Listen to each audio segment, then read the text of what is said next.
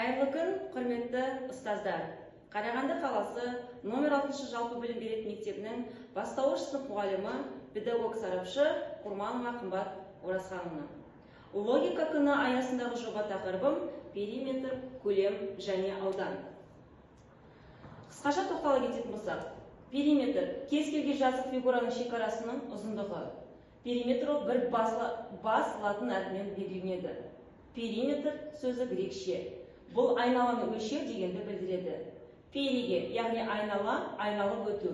Метро ол өлшеу. Көп бұрыштың периметрін қалай табуға болады? Көп бұрыштың периметрі оның барлық қабырғаларының ұзындықтарының қосындысы. Сондықтан кез келген көп бұрыштың периметрін табу үшін оның барлық қабырғаларының ұзындықтарын қосу қажет. Аудан дегеніміз не? Және біз оны қалай өлшейміз? Аудан дегеніміз жазық беттегі кеңістіктің бөлігі. Ауданды өлшеу үшін осы фигураның құрамына енетін шаршылардың санын есептейміз. Ол шаршының өлшемі әртүрлі болуы мүмкін. Көп жағдайда қабырғасының ұзындығы 1 см болатын шаршы қолданылады. Оны біз шаршы сантиметр немесе сантиметр квадрат дейміз. Келесі. Көлем. Геометриялық денелердің кеңістіктен алатын бөлігі сипаттайтын шама. Көлем геометриялық денелерге байланысты негізгі шамалардың бірі болып табылады. Қарапайым жағдайда көлем дене ішіне сыятын бірлік кубтардың санымен өлшенеді. Кезекті тапсырмаларға берсек. Бірінші тапсырма. Тік төртбұрыштың ұзындығы 12 дециметр. Бұл шаршының қабырғасынан 2 есе аз. Егер тік төртбұрыштың ауданы шаршының ауданынан 516 дециметр квадрат кіші болса, тік төртбұрыштың ені қаншаға тең? Бұл кезде біз 12-ні көбейту арқылы, яғни бұл жерде жанама есепті біз көбейту арқылы шығарып аламыз. Шаршының қабырғасын, шаршының ауданын табамыз, және тік төртбұрыштың ауданы табамыз да, соңында біз бұның барлығын бөлеміз. Сонда жауабы 5 дециметрге тең екен. Келесі екінші тапсырма. Тең квадраттардан жалғанған мына фигураның периметрі 56 сантиметр. Оның ауданын тап.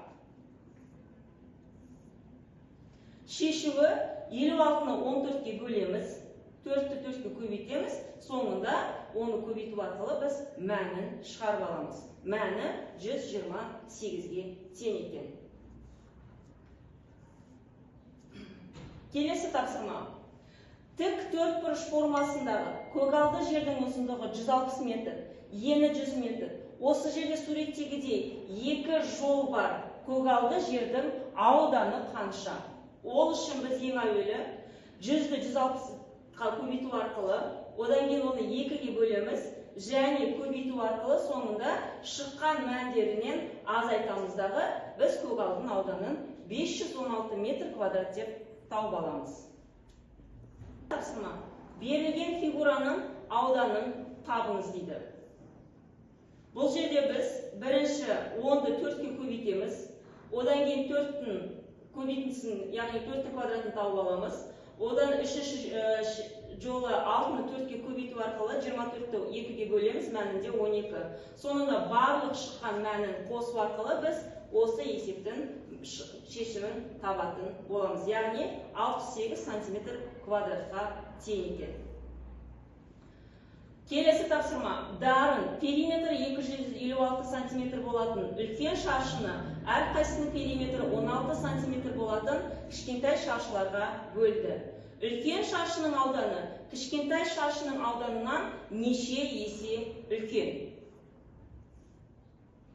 Бұл жерде біз формуланы еске түсіре отырып, үлкен шаршының қабырғасын тауып аламыз. Одан кейін кіші шаршының қабырғасын тауып арқылы соңында шыққан мәнін бөлеміз. 4096-ны 16-ға бөліп арқылы біз мәнін таптық. Демек, 256 есе кем екен.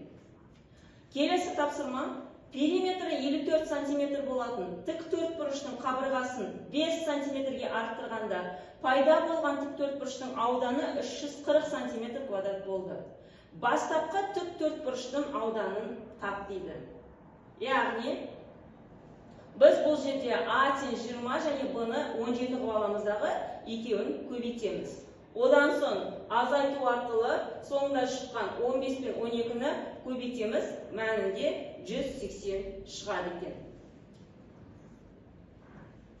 Суреттегі көп бұрыштың периметрі 56 см болса, онда оның ауданын тап дейді.